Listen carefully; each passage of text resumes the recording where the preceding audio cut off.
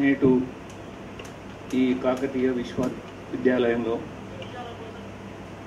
మధ్య భారతదేశంలో ఆదివాసులపై జరుగుతున్న హత్యాకాండ,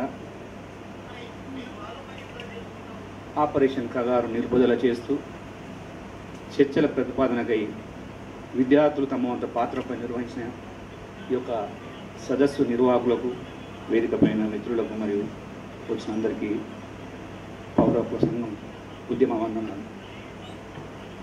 ముఖ్యంగా ఈరోజు ఈ యొక్క సభ జరుగుతుందా జరగదనే ఒక సందిగ్ధ వాతావరణం మనం ఉండింది. పోయిన 6వ తారీఖు రాష్ట్ర అధ్యక్షుడు పౌర హక్కు సంఘం వచ్చిన సందర్భంలో ఈ వరంగల్ ఒక చరిత్ర ఎప్పుడు ఉంటుంది. ఒకవైపు ప్రభుత్వం ఏం చెప్తున్నది, అక్కడ ఈ యొక్క కాంగ్రెస్ యొక్క పిసిసి చీఫ్ మహేష్ గౌడ్ గారు మేము చర్చలకు ఏదైతే జరుగుతున్న కగారుకు వ్యతిరేకంగా మేము సిద్ధంగా ఉన్నామనేది తన యొక్క ప్రసంగాలలో సమావేశంలో మాట్లాడడం జరుగుతున్నది. అదేవిధంగా రెండవ అంశం ఏంటంటే, యూనివర్సిటీలకు ఒక స్వయం ప్రతిపత్తి, మన మిత్రులు చెప్పారు, స్వయం ప్రతిపత్తి ఉంటుంది. ఇక్కడ వీసీ గారికి నిర్ణయం మేరకు రిజిస్ట్రార్ గారు ఆదేశాలతోటి సభ ఏ విధంగా ఉండాలి, ముఖ్యంగా విద్యార్థుల యొక్క భవిష్యత్తు, వాళ్ళ యొక్క ఆలోచనతోటి ముఖ్యమైన అంశం ఏంటంటే శాంతి భద్రతలు జరగకుండా సమావేశాన్ని ప్రశాంతంగా జరుపుకోవడం ఒక చెప్పవలసిన ఆవశ్యకత అందరికీ పరిమితం లేదు.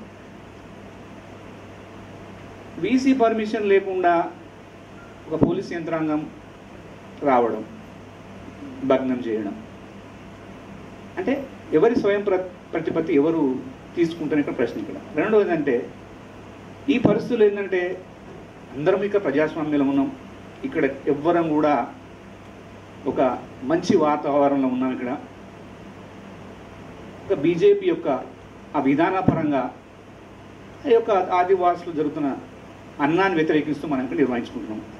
ఈ పరిస్థితిలో మహేష్ మరియు శ్రావణ్ కూడా మరి ఎట్లా సార్, మరి మళ్ళీ అగైన్ మన సభ భగ్నమైంది, మరి మళ్ళీ ఎట్లా అనే పద్ధతులు అంటే మనకు ఆలోచన వచ్చింది. స్వయంగా కాంగ్రెస్ ప్రభుత్వం అధికారంలో ఉంది, కాంగ్రెస్ ప్రభుత్వం కూడా చర్చలు సిద్ధమని చెప్పింది. కాంగ్రెస్ ప్రభుత్వం కూడా ప్రతి విషయంలో రాహుల్ గాంధీ నుంచి ఖార్గే కాంచెలు, రాజా కాంచెలు ఇక్కడ రాష్ట్రంలో కాంగ్రెస్ సిద్ధంగా ఉంది.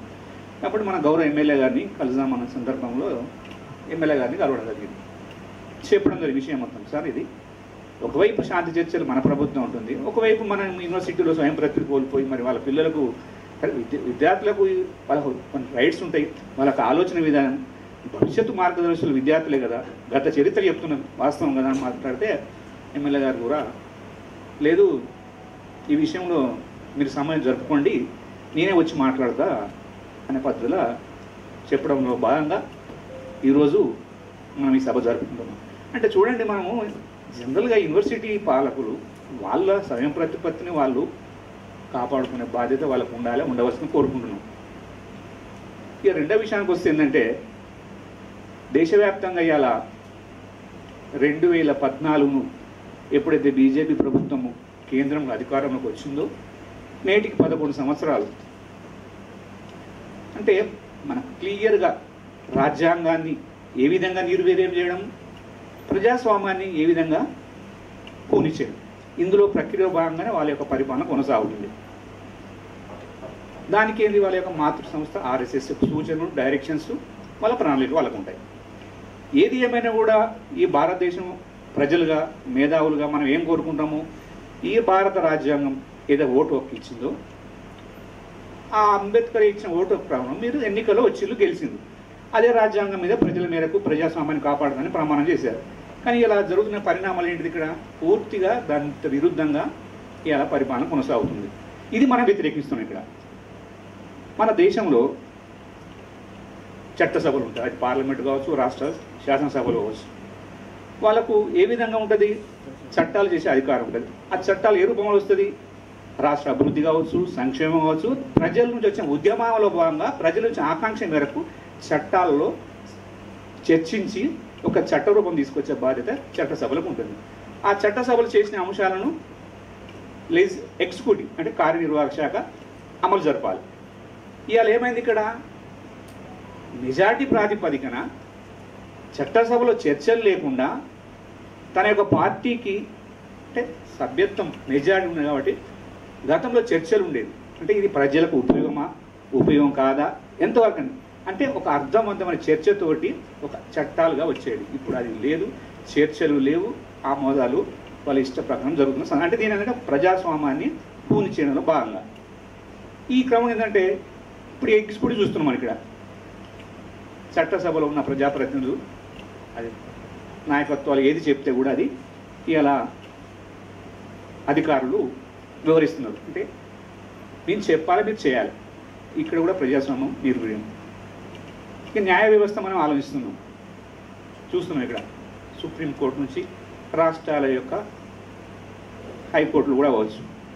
ఏమంటుంది ఇక్కడ మొన్న నంబల్ల కేశవరావు 21st రోజు ఎన్కౌంటర్ రూపంలో హత్య. చనిపోయిన తర్వాత బాడీ ఇవ్వమని అక్కడ వాళ్ళ బంధువులు కోర్టులో వేస్తే ఛత్తీస్గఢ్ ప్రభుత్వము బాడీ ఇస్తానని చెప్పి తర్వాత ఇవ్వలేదు. అంటే ఇక జ్యుడిషియరీ పరిణామం ప్రభావం మనం ఇక్కడ ఎంతవరకు మనం ఇక్కడ ఈ యొక్క లెజిస్లేటివ్ ఇచ్చిన ఆదేశాల ప్రకారం ఎగ్జిక్యూటివ్ ఏ విధంగా మూవ్ అవుతుంది ఇక్కడ మనం అర్థం చేసుకోవచ్చు. గతంలో కూడా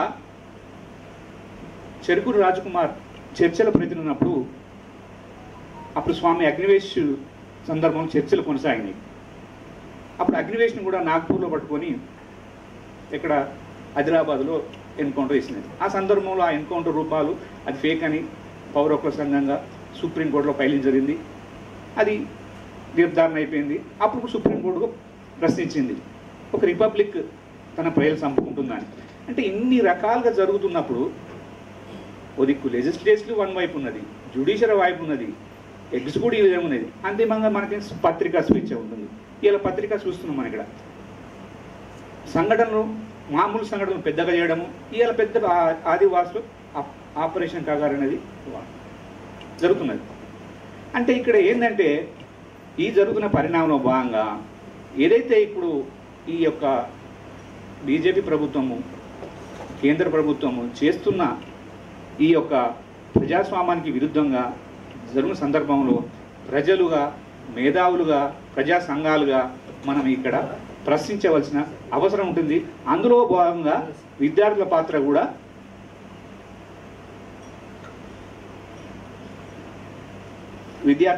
కూడా ముఖ్యం. చరిత్ర చెప్తున్నాము, నేటి విద్యార్థులే భావి తరాలకు నాయకత్వంలో వస్తున్నది. ఇవాళ కేంద్రంలో ఉన్న కిషన్ రెడ్డి గారు కావచ్చు, చంద్రబాబు నాయుడు కావచ్చు, ఎవరైనా కావచ్చు, ఇక్కడ ఆ విప్లవోద్యమైన నాయకులు కావచ్చు, ఒకప్పుడు విద్యార్థి సంఘాలు పనిచేసి ఆ విద్యార్థి నాయకత్వం ఆర్థిక అసమానతలు, అప్పుడు సామాజిక రుగ్మతలు, అప్పుడు ఆధిపత్యాలు, అప్పుడు దౌర్జన్యాలు దృష్టి పెట్టుకుని ఆనాటి సమాజంలో వ్యతిరేకించిపోయిన సందర్భంలో మనం ఇక్కడ చూసినాం. ఈ క్రమంలో ఆ చెరుకు రాజకుమార్ కూడా ఒకప్పుడు విద్యార్థి సంఘ నాయకుడు. ఎప్పుడైతే 1990లో మన విద్యార్థి సంఘాలు ఎప్పుడైతే మనకు నిషేధానికి గురి అయినాయో అంతకుముందు అది రాజకీయ రంగం కావచ్చు, వ్యాపార రంగం కావచ్చు, విప్లవోద్యమ రంగం కావచ్చు, ప్రతి ఒక్కరు కూడా ఈ విద్యార్థి రంగం నుంచి ప్రవేశించి ఇలా ఎవరి పందాలు వాళ్ళకు ఉంటుంది. ఒక్కొక్కరికి ఒక పంద, ఒక మార్క్సిజం పంద, ఒక రాజకీయ పంద. అంటే విద్యార్థులు ఈ జరుగుతున్న విశ్వవిద్యాలయానికి పరిమితం కాకుండా సమాజంలో జరిగిన అసమానతలు కావచ్చు, ఈ యొక్క అసమాన వ్యతిరేకంగా పోరాడవలసి ఉందని మన ఇక్కడ ముందు పోయే సందర్భాలు మనం చూస్తున్నాము. ఈ క్రమంలో ఏంటంటే విద్యార్థులుగా కూడా ఇవాళ కాకతీయ యూనివర్సిటీలో ఇక్కడ మొన్న ఉస్మానియా కావచ్చు, ఇలా కాకతీయ యూనివర్సిటీలో విద్యార్థులు ఒక ఆపరేషన్ కగార్ అనే ఒక వేదిక పెట్టుకుంటే ఇన్ని ఇబ్బందులు, ఈ రకంగా ఇబ్బందులు ఎవరి కోసం మనం ఇవ్వండి. అంటే ఇది చూసిన పెట్టిన శాంతియుతంగా మనం జరుపుకున్న ఇక్కడ ఎవ్వరు లేరు. ఇంత శాంతియుత వాతావరణానికి ఇలా కావాలని ఎందుకు ఇంత అనేది మనం ఇక్కడ ప్రశ్నించుకోవాల్సిన అవసరం ఉంది. రెండవది అంటే ఆపరేషన్ కగార్ అనేది కూడా అసలు ఆపరేషన్ కగార్ కంటే గత కాంగ్రెస్ ప్రభుత్వంలో కూడా ఆపరేషన్ గ్రీన్ వంటి వచ్చింది, ఆపరేషన్ పహార్ వచ్చింది, ఆపరేషన్ సమాధానం వచ్చింది. ఇవన్నీ ఏంటంటే అప్పుడు ఆపరేషన్స్ మాత్రమే. అంటే ఒకవేళ వాళ్ళు ఆ ఆదివాసుల దండకారులను పోరాటం చేస్తుంటే అక్కడ జరిగిన ఎన్కౌంటర్లు కావచ్చు, రకరకాల రూపాలు. ఇక్కడ ఈ ఆపరేషన్ కాగానే అంతిమ యుద్ధం చూడండి, ఈ దేశ ప్రజలపైన ఈ దేశ సైన్యంచే అంతిమ యుద్ధం. ఇది ఎక్కడైనా ఇది ప్రపంచ చరిత్ర కూడా ఎక్కడో లేదు. యుద్ధం అనేది ఎక్కడంటే ఇతర దేశాలతో యుద్ధం ఉంటుంది. మన పహల్గామ్ యుద్ధం జరిగింది పాకిస్తాన్. ఆ ఉగ్రవాద దాడిని అందరం ఖండించినాం. కానీ అక్కడ చర్చలు అంతర్గతం జరిగినాయా, బహిర్గతం జరిగినాయా? అక్కడ ఒక అమెరికా అధ్యక్షుడు ట్రంప్ ఆదేశాలతోటి మనం అనుకుని అంతర్గత ఏదో చర్చ జరిగే ఉంటుంది. అంటే ఇతర దేశాలతో చర్చలు జరిపే సందర్భం యుద్ధం ముగింపు ఉంటుంది. కానీ నీ దేశ ప్రజల కోసం ఒక 6 నెలలుగా వాళ్ళు ఏం కోరుకుంటున్నారు ఇక్కడ? మేము గత 50 సంవత్సరాలుగా ఏ ప్రజల కోసమైతే ఏ ఆర్థిక అసమానత ఉద్యమాలు వచ్చినాయో ఈ మధ్య భారతదేశంలో ఆదివాసులు, అమాయక ఆదివాసులు ఉన్నారు. ఆ ఆదివాసులపైన జరుగుతున్న ఆ యొక్క యుద్ధం, వాళ్ళని చంపడం ఆపండి, వాళ్ళపైన హననాన్ని ఆపండి. ఆ వైపుగా మేము చర్చలకు వస్తున్నాము.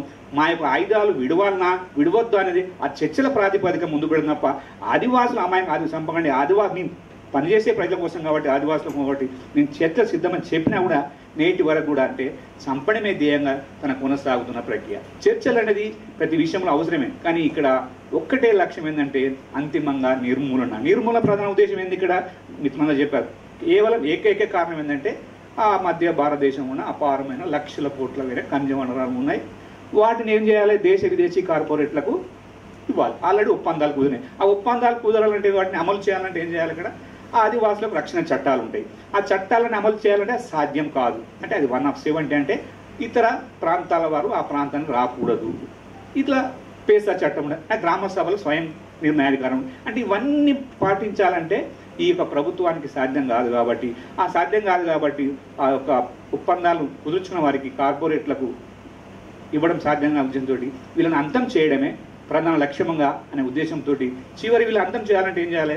వీరికి మావోయిస్టు వీళ్ళకు అండగా ఉన్నారు. అంటే వీళ్ళని అంతం చేయాలంటే మావోయిస్టులను అంతం చేస్తే ఇవాళ నేను ఖనిజ వనరులను దేశ విదేశీ కార్పొరేట్లకు ఇచ్చేసి అంటే ఏకైక లక్ష్యంగా కొనసాగుతున్న ప్రక్రియ.